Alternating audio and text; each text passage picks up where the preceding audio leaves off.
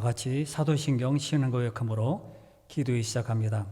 전능하사 천지를 만드신 하나님 아버지를 내가 믿사오며 그 외아들 우리 주 예수 그리스도를 믿사오니 이는 성령으로 잉태하사 동정녀 마리아에게 나시고 본디오 빌라도에게 고난을 받으사 십자가에 못 박혀 죽으시고 장사한 지 사흘 만에 죽은 자 가운데서 다시 살아나시며 하늘에 오르사 전능하신 하나님 우편에 앉아 계시다가 주리로서 산자와 죽은 자를 심판하러 오시리라.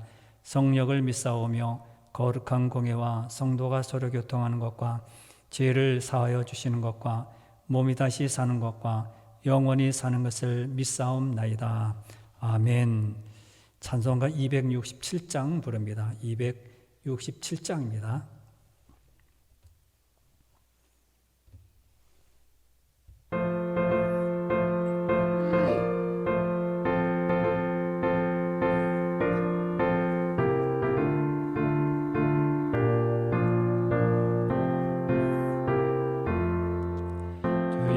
확실한 약속의 말씀 듣고 주만 믿으면 구원을 얻으리라.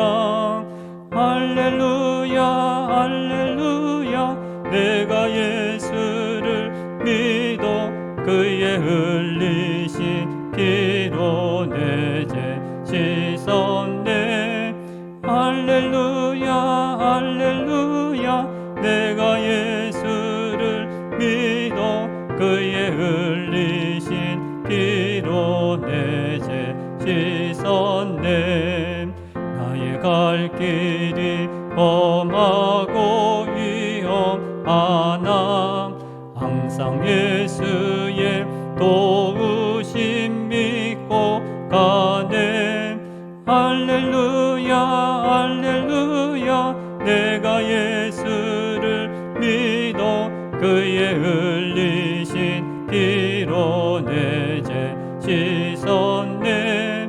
할렐루야 할렐루야 내가 예수를 믿어 그의 흘리신 피로 내 죄 씻었네.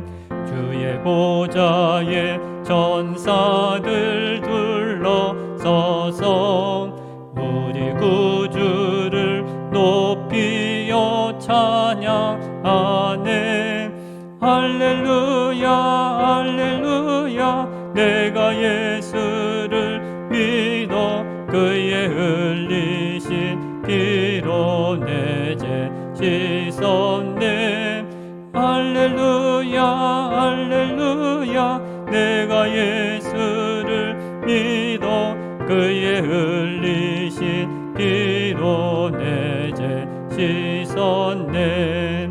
예언자들과 왕들도 반열대로 황금길 따라 나와 찬송하네. 할렐루야 할렐루야 내가 예수를 믿어 그의 흘리신 피로 내 죄 씻었네. 할렐루야 할렐루야 내가 예수를 믿어 그의 흘리신 피로 내 죄 씻었네. 우리 모두 다 그 반열 뒤따르며 함께 즐거운 찬송을 부르리라. 할렐루야 할렐루야 내가 예수를 믿어 그의 흘리신 피로 내 죄 씻었네. 할렐루야 할렐루야 내가 예수를 믿어 그의 흘리신 피로 내 죄 씻었네. 아멘. 하나님 말씀은 열왕기하 22장입니다. 22장 1절과 2절을 읽어드리겠습니다. 600페이지입니다. 열왕기하 22장 1절과 2절입니다. 1절과 2절 600페이지입니다. 600페이지 읽어드립니다. 요시야가 왕위에 오를 때에 나이가 8세라 예루살렘에서 31년간 다스리니라. 그의 어머니 이름은 여디다요 보스가 여디다의 딸이더라. 요시야가 여호와 보시기에 정직히 행하여 그의 조상 다윗의 모든 길로 행하고 좌우로 치우치지 아니하였더라. 아멘. 오늘은 요시야 왕에 대해서 생각을 해봅니다.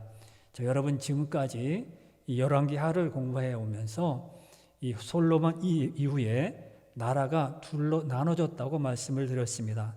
북쪽 이스라엘은 10지파, 땅도 넓고 지파도 12지파 중에서 10지파를 모집해서 여로보암이 막 이렇게 이어서 나라를 세웠습니다. 그리고 남쪽 유다는 이 르호보암, 솔로몬의 아들입니다. 솔로몬의 아들 르호보암이 두 지파를 거느리고 이제 나라를 세웠습니다.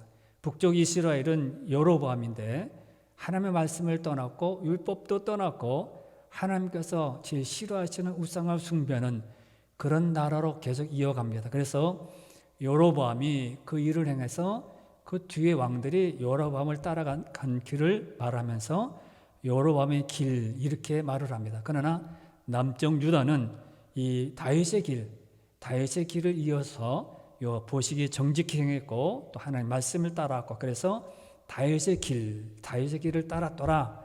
그렇게 말하면 이제 하나님께서 온전히 쓰시는 정직히 행한 사람을 말씀합니다. 오늘은 요시야에 대해서 생각해 봅니다. 요시야는 히스기야의 증손으로서 손자로서 종교 개혁을 한 사람입니다. 이제 이렇게 훌륭한 나라가 이제 북쪽 이스라엘은 멸망을 당했고 이제 남쪽 이제 유다는 멸망해 가는 그런 길에 하나님께서는 훌륭한 정말 놀라운 그런 왕을 하나님께서 세우십니다. 거룩한 왕, 정말 놀라운 그런 왕을 하나님이 세우시는데 요시야입니다. 요시야는 종교 개혁을 하게 됩니다. 그에 대한 평가는 성경에서 다윗 이후로 아주 독보적으로 그렇게 기록이 되어 있습니다. 읽어드린 1절과 2절 말씀에서 그는 이렇게 말씀하죠. 여호와 보시기에 정직히 행하여 그렇게 말합니다. 2절에서 요시야가 여호와 보시기에 정직히 행하여 그의 조상 다윗의 모든 길로 행하고 좌우로 치우치지 아니하였더라 이렇게 말씀했습니다. 요시야에 대한 평가가 이렇게 기록되어 있습니다. 여호와 보시기에 지난 시간에 우리가 말씀드렸죠. 사람이 보기 아닙니다. 여호와 보시기에 정직히 행하여 그의 조상 다윗의 모든 길로 행하였다. 이것은 하나님께 온전히 마음을 들여서 말씀을 따랐던 것을 말합니다.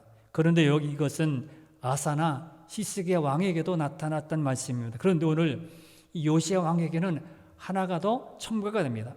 2절 마지막 절에 보면 뭐라고 했죠? 좌우로 치우치지 아니하였더라 이렇게 평가가 추가가 되었습니다. 다른 왕들에게 없는 이 구절이 추가가 됩니다. 좌우로 누가 뭐 이렇게 말을 해서 그렇게 휩쓸리고 저 사람이 그렇게 오르니까 마음의 실증을 느끼니까 그 사람 마음에 맞추기 위해서 그렇게 따르지 않고 치우치지 아니하고 오직 하나님께서 정하신 다윗의 길로 정직히 행했다고 말씀합니다. 오늘은 이 요시야 왕에 대해서 생각해 보면서 오늘 우리들이 어떻게 해야 될지 한번 마음에 담고 은혜를 받고자 합니다. 요시야는 성전을 사모하는 마음을 가졌습니다. 그동안 누구죠? 이렇게 요담과 므낫세 두 왕을 통해서 나라가 어려움을 당하게 됩니다. 그래서 두 왕을 통해서 힘든 까맣게 잊어버렸던 율법책을 발견하게 되어서 종교개혁을 시작하게 됩니다. 참된 종교개혁은 무슨 개혁을 하고 프로그램을 바꾸고요. 새로운 것을 우리가 도입한다고 하지만은 모든 개혁은 성경 말씀을 기준으로 거기를 발견함으로 성경으로 돌아가는 것이 참된 개혁입니다. 새로운 것이 들어오고 세상에서 없던 것을 우리가 교회에서 시작하고 이것이 개혁이 아니라 개혁은요 사실은 말씀으로 돌아가는 것이고 초대교회로 돌아가자 그러죠. 하나님의 은혜로 돌아가고 처음 주께서 말씀하신 그 마음으로 돌아가는 것이 개혁입니다. 세상 사람들이 이렇게 개혁을 말할 때 무슨 새로운 것, 이상한 우리가 알 수 없는 그런 것들을 말합니다. 그런데 요시야는 율법책을 그 마음에 담고 그것을 봄으로 발견해서 읽음으로 종교개혁이 시작이 되었습니다. 요시야는 성전을 사모하는 그런 왕이었습니다. 요시야는 아버지 아몬, 잘못 말씀드릴까요? 아몬과 므낫세, 아버지와 그 아버지 할아버지 므낫세 두 왕 시대를 통해서 정말 너무도 하나님을 떠난 그런 정치를 했거든요. 그래서 이 신하들이 못 견디는 거예요. 신하 중에서는 그래도 신앙이 있는 그런 신하들이 많았습니다. 그런데 이 두 왕이 아몬과 므낫세가 너무너무 악정을 행하고 시스기야가 버렸던 모든 산상을 다시 만들고요, 우상을 숭배하고 백성들에게 신앙적으로 인도하지 않으니까 신하들이 견디지 못해서 이들이 이제 반역을 저질러서 요시야를 왕으로 세웁니다. 그 내용이 21장 열왕기하 21장 22절부터 24절에 다 기록되어 있습니다. 열왕기하 21장 22절부터 24절 말씀을 읽어야 됩니다. 그의 조상들의 하나님 여호와를 버리고 그 길로 행하지 아니하더니 그의 신복들이 그에게 반역하여 왕을 궁중에서 죽이매 그 국민이 아몬 왕을 반역한 사람들을 다 죽이고 그의 아들 요시야를 대신하게 하여 왕을 삼았더라. 그런 말씀입니다. 아몬에 대한 그런 말씀은 요시야 아버지 아몬에 대한 기록인데, 아몬이 하나님의 말씀을 따르지 않고 그들을 계속 가니까 신하들이 궁중에서 그를 죽이고 아들 요시야를 왕으로 세우게 됩니다. 그래서 이제 왕이 된 겁니다. 그때 나이가 어떻게 했다고요? 어릴지를 보면 나이가 8살이라고 말합니다. 8살. 8살이면 뭘 하겠어요? 무슨 정치를 알겠습니까? 아니면 무슨 신하들의 마음을 알겠어요? 백성들의 마음을 알겠어요?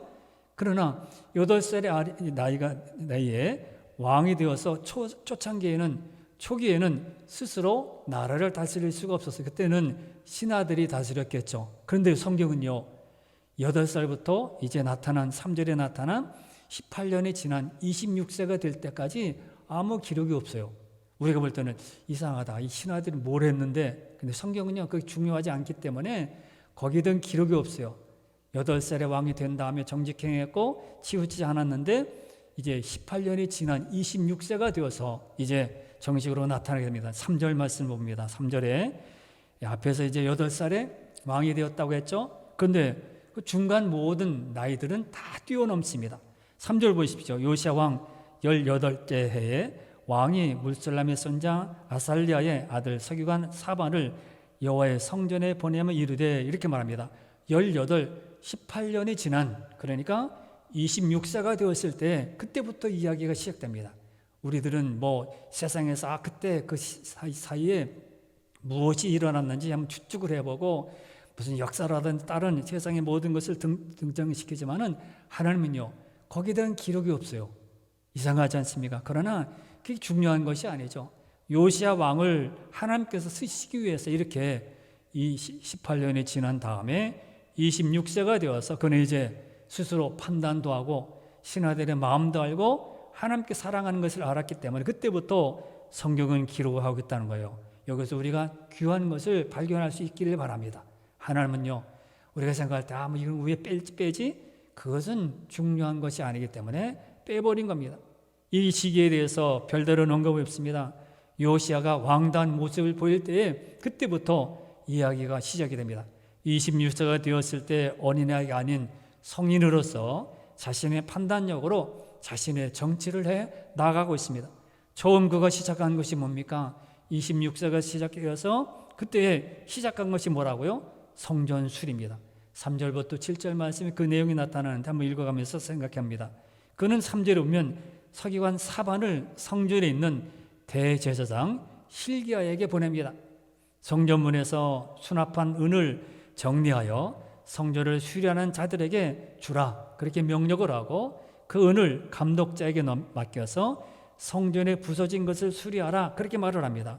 5절을 봅니다. 중간 5절 말씀, 5절 앞에 있는 내용은 그 내용이고 은을 계산해서 5절에 보면 여호와의 성전을 맡은 감독자의 손에 넘겨 그들이 여호와의 성전에 있는 작업자에게 주어 성전에 부서진 것을 수리하게 하라, 수리하되, 그렇게 말합니다.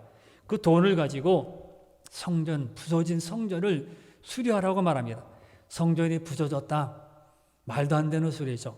그러니까 우리가 그건 말도 안 된다, 그런 말들은 참 많이 하게 됩니다. 믿음의 성도들이 아니면 신앙의 믿음 가진 사람들이 성전이 무너졌다고 하면 이스라엘 백성들 성전을 중심으로 살아왔습니다.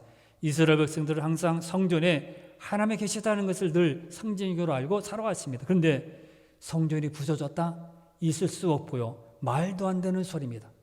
그러나 이런 일이 실질적으로 벌어졌습니다. 부서졌습니다. 히스기야는 이것이 므낫세와 아몬의 우상 숭배의 근거라 생각합니다. 역대 왕들은 우상을 숭배한 적이 있었지만은 그 우상을 성전에 배치하지 않았습니다. 성전에 진열하지 않았습니다. 그런데 므낫세는 성전 안에다가 우상을 진열해 놓고 거기에 숭배합니다. 성전은 여호와의 이름이 있는 장소입니다. 하지만 므낫세와 아몬은 성전 뜰과 성전 안까지 우상을 만들어서 거기다 다 진열해 놓습니다. 있을 수 없고요. 이건 말도 안 되는 소리입니다. 어떻게 이런 일이 나타납니까? 그만큼 성전을 가볍게 우습게 여긴 겁니다. 그러다 보니 성전 관리가 엉망이겠죠. 다른 이방신들이 우상을 만들었으니 엉망이겠죠. 무슨 예배가 되겠어요? 안 하면 무슨 기도가 되겠어요? 하나님을 찬송한다, 여호와를 앙망한다 되겠습니까? 안 됩니다. 성전이 세력해가도 관심을 두지 않습니다. 부서진 채로 그들을 내버려둡니다. 요시야는 이 부분에 대해서 너무 마음이 아팠습니다. 그래서 자신이 통치하게 될 때 26세가 되었을 때 그때 처음으로 시작한 것이 성전을 수리하는 것입니다. 그것에 성전 입구에는 성전세를 바치는 함이 있었는데 이것은 성전을 수리하며 관리하는데 사용하게 되어 있었습니다. 새로운 것을 시작한 것이 아닙니다. 개혁이 여기서 요시야가 한 것은 새로운 것, 너희들이 경험하지 못했던 것, 지금까지 알지 못했던 것을 한 것이 아니라 옛날 해왔던 것을 다시 원래 상태로 돌렸습니다. 뭐예요? 수리하기 위해서 모았던 그런 함에 그 돈을 다른 것으로 사용했는데 요시야는 그것을 제대로 사용하도록 집행하게 만든 겁니다. 개혁은 다른 곳에 있지 않습니다. 말씀 안에 있어요. 우리는 다른 것을 찾으려 합니다. 회사에서 하는 것을 동원하고 다른 사람 무슨 유능한 사람을 동원하고 이렇게 훌륭한 아이디어가 많은 사람을 동원해서 하려고 하지만은 개혁은요 성경으로 돌아가는 개혁이 부흥이 다른 게 아닙니다. 한 사람이 두 사람이 되는 게 부흥이 아니고 무슨 한 명 모였다가 100명이 모이는 게 부흥이 아니라 성경으로 돌아가는 것이 부흥이에요. 우리가 죄의 자리에서 다시 말씀으로 돌아온 것이 부흥이에요 사실은. 근데 우리는 엉뚱한 헛다리를 짚을 때가 참 많죠. 솔로몬이 성전을 지어 봉헌할 때 한 말을 보면 광대하신 하나님께서 어떻게 이 작은 성전에 거하시겠느냐 그렇게 말을 합니다. 그러나 자신과 이스라엘 백성이 이 성전을 보고 기도할 때 하나님께서 보시고 보호해달라고 솔로몬 왕은 그렇게 기도했습니다. 성전은 바로 그런 의미가 있습니다. 성전 자체에 건물에는 물론 힘이 있는 거 아닙니다. 그러나 거기에 하나님이 계시다는 것, 그곳이 하나님이 계신 장소라는 것, 오름이 있을 때 성전을 보면서 하나님의 이름을 기록하고요 하나님께 기도하는 겁니다. 성전 자체가 능력 있는 것이 아닙니다. 건물입니다. 그러나 그곳에 하나님이 계시기 때문에 성전이 거룩한 것이고 우리는 사모해야 되고요 성전을 깨끗하게 해야 합니다. 성전이 여호와의 이름과 연결이 되어 있다는 점에서 우리는 관심을 기울이고 여호와께 하나님께 관심을 기울이는 것이지 건물 자체 무슨 힘이 있겠어요. 이렇게 성전에 대한 열심히 요시야 하여금 성전 수리를 하게 했습니다. 그런 요시야의 순수함을 하나님께서 하셨기에 그로 하여금 종교 개혁을 할 수 있도록 율법책을 발견하게 만드신 것입니다. 그러니까 성전을 항상 사모하는 마음이 종교 개혁의 기초가 된 것입니다. 말씀을 사모하고 그래서 우리는 예배를 사모하고 항상 기도하고 항상 말씀 안에서 우리는 살아가라. 그럼 왜 그렇습니까? 부흥의 기초가 개혁의 기초가 여기서부터 시작되어야 되기 때문입니다. 우리는 코로나19 때문에 이거 벗어나면 참 좋겠다. 내 가게가 하는 부흥돼서 크게 막 업적도 많아서 수익도 많아지고 그런 기도합니다. 그러나 그보다도 뭡니까? 믿음이 먼저고요. 말씀이 먼저지. 그건 다 제쳐놓고 하나님 내가 대박 터지면요 11조 많이 드릴게요. 우리는 그렇게 말합니다. 그러나 그게 중요한 게 아닙니다. 우리는 말씀 안에서 날마다 시작할 때 하나님께서 대박이 터뜨리게 만들지 대박이 이렇게 많은 손님이 오고 매장에 올라가야 대박이 아닙니다. 사실은 믿음 안에서 말씀 안에서 그래서 우리는 병원이 신방을 갑니다. 개업을 하게 됩니다. 대학에 합격했어요. 일반 직장에 취직에도 달려갑니다. 그래서 무슨 성공했다, 승리했다 막 말합니다. 저는 그런 것을 볼 때 마음이 슬픕니다. 그게 중요한 것이 아니라 우리는 믿음 안에서 시작해야 되고요. 직장을 세우는 것을, 학교를, 그다음에 사업을 그렇게 해야 되는데 이 사업이 잘 되어서 교회에 큰 힘이 되게 우리는 그렇게 말합니다. 그럼 거기에 콩 넘어가서 그렇구나, 이 회사가 잘 돼야 되는구나. 아닙니다. 믿음입니다. 믿음을 떠나 말씀을 떠나면요 그게 대박이 터지지 않습니다. 근데 우리는 이것만 해결되면 내가 하나님에 대해서 그렇게 다른 헛다리 짚을 때가 참 많다는 겁니다. 성전이 요시야도 마찬가지입니다. 종교개혁 다른 곳에 있지 않았습니다. 말씀을 사모하고요, 율법적을 발견하고 그 뒤에 이제 말씀드리겠지만은 그것을 깨닫게 되었을 때 개혁이 일어난 것입니다. 우리도 마찬가지입니다. 하나님 앞에서 하나님 이름으로 하나님과 만나는 예배당의 교회를 사모하는 마음을 가져야 합니다. 그리고 이 교회를 하나님이 만나는 장소답게 관리하고 우리는 가꿔야 합니다. 그럴 때 하나님께서는 우리에게 또 다른 하나님의 선한 일들을 우리에게 보이실 것이고 그것을 우리에게 이끌어 가시고 인도해 가시는 것입니다. 그곳에서 예배하고 기도하고 찬양하는 대상에 대신 하나님에 대한 관심, 사람이 아닙니다. 뭐 물질이 아닙니다. 늘어나는 것이 아닙니다. 하나님에 대한 관심. 저번에도 말씀드렸죠. 하나님에 대한 관심은 없고 그냥 사람이 그냥 멍튀기로 높여주고요, 칭찬하고요, 이렇게 그 사람을 막 칭찬합니다. 하나님에 대한 관심이, 우리는 당첨이 되고요, 승진하고 높아지는 거 좋아요. 그러나 하나님에 대한 관심이 식어지면 잘못된 거죠. 그럼 우리는 잘 돼야 돼요. 건강해야 합니다. 높아져야 합니다. 그러나 따라서 높아져야 되는 것은 말씀, 하나님에 대한 관심, 말씀에 대한 관심, 이것이 더 중요한 것을 우리는 알아야 합니다. 두 번째, 요시야는 말씀을 듣고 깨닫는 그런 사람이었습니다. 요시야의 명령을 받은 사바는 명령 그대로 준행하여 성전 수리를 완성합니다. 그 과정에서 대제사장 hil기야는 율법책을 발견하게 됩니다. 성전을 수리하는 중에 율법책을 발견하게 된 거예요. 사바는 성전 수리 결과에 대한 보고와 함께 대제사장 hil기야로부터 받은 성전에서 발견된 율법책을 왕에게 보고하고 왕 앞에서 이 율법책을 읽게 됩니다. 그런데 놀라운 것이요, 사반의 율법책을 낭독한 것을 듣던 요시야가 11절 보시면 어떻게 됩니까? 율법책을 이렇게 읽고 들었는데 11절 말씀에서 이런 놀라운 일이 나타납니다. 왕이 율법책의 말을 듣자 곧 그의 옷을 찢으니라. 율법책을 들었을 때 왕이 옷을 찢었습니다. 요시야는 왜 옷을 찢습니까? 말씀을 깨달았기 때문입니다. 말씀을 깨닫자 그의 자신의 옷을 찢지 않을 수 없었습니다. 개혁은 인간이 하는 것이 아닙니다.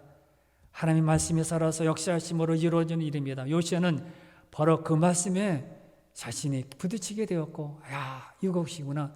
그러므로 아까 말씀드린 것처럼 우리가 무슨 높아지고요, 학력이 높아지고 지혜롭고 모든 것을 가지고 그게 아닙니다. 우리는 말씀을 깨닫는 것, 이것이 제일 중요합니다. 예배도 수없이 드립니다. 기도도 합니다. 직분이 올라갑니다. 말씀을 깨닫지 못하고 올라가면 아무 소용이 없다는 거예요. 지금 이 시대에는 그런 시대가 되었습니다. 무조건 올라가야 되고요, 성공해야 되고요, 잘 돼야 되고요, 성공해야 되고, 안 하면 모든 것에 승진해야 되고, 이런 것에 목표가 마음에 거기 다 있습니다. 말씀을 깨닫는 것은 두 번째입니다. 예배드리고 말씀으로 돌아오는 것은 두 번째입니다. 그냥 잘 돼야 돼요. 모든 게 잘 되고 건강해야 되고요. 그런데 여기서 요시야가 깨달았던, 읽었던 부분이 중요합니다. 뭡니까? 13절 말씀 보겠습니다. 13절 말씀에서 내용이 나타납니다. 13절 말씀 읽습니다. 너희는 가서 나와 백성과 온 유다를 위하여 이 발견한 책의 말씀에 대하여 여호와께 물으라. 우리 조상들이 이 책의 말씀을 듣지 아니하며 이 책에 우리를 위하여 기록된 모든 것을 행하지 아니하였으므로 여호와께서 우리에게 내리신 진노가 크도다. 그렇게 말합니다. 여호와께서 우리에게 내리신 진노가 크도다. 요시야의 말에서 우리는 중요한 것을 발견할 수 있습니다. 요시야가 읽은 부분은 여호와의 율법책에 기록된 대로 행하지 않았을 때 임하는 여호와의 심판에 대한 것입니다. 좋은 게 아닙니다. 이것은 믿음으로, 말씀으로 율법을 행하지 않고 그 기록된 대로 지키지 않을 때에 하나님께서 내리실 진노가 크도다. 이 말을 이제 요시야 왕이 듣게 된 것입니다. 사람들은요, 말씀을 전해도 은혜로운 말씀만, 내게 좋은 말씀만 듣기를 원합니다. 복된 것, 아니면 이것은 뭐 희망된 것, 그래서 뭐 성구를 적어서 선물을 할 때도 아주 좋은 성구, 아주 나에게 꼭 필요한 성구, 이런 것만 듣기를 원합니다. 그래서 성경 중에서도 은혜가 되는 것, 복이 되는 것, 건강하게 되는 것, 잘 될 것이다. 나중 오늘은 힘들지만은 내일은 더 작지만은 되게 큰 이렇게 나무가 될 것이다. 그런 구절들을 모아서 이렇게 기록해 놓기도 합니다. 이것은 말씀의 권능을 제한하는 것입니다. 하나님의 말씀은 1.1에게도 변경 없이 하나님의 말씀으로 역사하신다는 것을 우리는 알아야 합니다. 우리가 말씀을 가려서 들을 수 없습니다. 신구약 66권 어느 곳에 말씀이든지 살아있고 운동력이 있어서 좌우에 낯선 어떤 것보다도 예리하여 듣는 모든 사람 혼과 영과 관절과 골수를 찔러 쪼개는 그런 능력이 있습니다.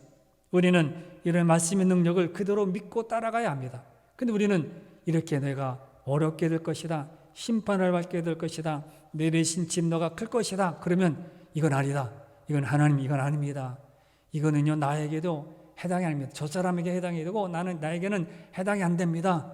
우리는 그렇게 넘겨버릴 때가 참 많습니다. 우리가 만나는 그런 모든 사람에게 어느 부부이든지 이렇게 좋은 것만, 복된 것만 들려주기를 원하고, 이렇게 심판받는다 이런 것은 들려주기를 꺼려하고, 듣는 사람도 이게 무슨 소리야 그렇게 하게 됩니다. 그러나 말씀은 내가 인위적으로 바꿔서 안 됩니다. 다 하나님의 말씀입니다. 그러므로 그것을 우리가 받고 따라가야 합니다. 요시야가 말씀을 깨닫게 되어 종교개혁이 시작되었던 것처럼 그가 들은 건 뭡니까? 진노, 하나님의 심판입니다. 그럴 때 이건 아니다, 이거는 내가 필요 없어 던져버린 것이 아니라 거기서부터 시작되었습니다. 그러므로 우리는 말씀이 역사할 수 있도록 말씀을 항상 내 마음에 담고 있어야 하고요, 그것을 따라 살아가야 합니다. 그리고 요시야는 진정으로 회개하게 됩니다. 옷을 찢었다고 했습니다. 회개의 표시입니다. 요시야는 왕으로서 자신이 얼마나 하나님을 멀리 떨어져 있었는지를 말씀을 통해서 알게 된 거예요. 내가 한동안 동안 말씀을 떠나 살았었구나, 내가 말씀대로 살지 못했었구나, 그걸 깨닫게 된 것입니다. 그리고 그것을 신앙하지 못했구나, 그걸 찾았습니다. 그리고 그런 자신의 모습이 알게 되어서 하나님 앞에 회개한 것입니다. 진정한 것은 뭡니까? 회개를 통해서 이루어집니다. 하나님의 성령의 역사도 회개를 통해서 이루어지는 겁니다. 회개는 하나님이 우리에게 주시는 마음입니다. 자신의 죄를 발견하고요, 그 죄를 마음에서부터 아파하는 것만큼 하나님이 어떤 분인지 알게 되고요, 깨닫게 되고요, 요즘에는 정말 좋은 것만, 풍성한 것만 그냥 괜찮아, 그렇게 우리는 지나갈 때가 참 많습니다.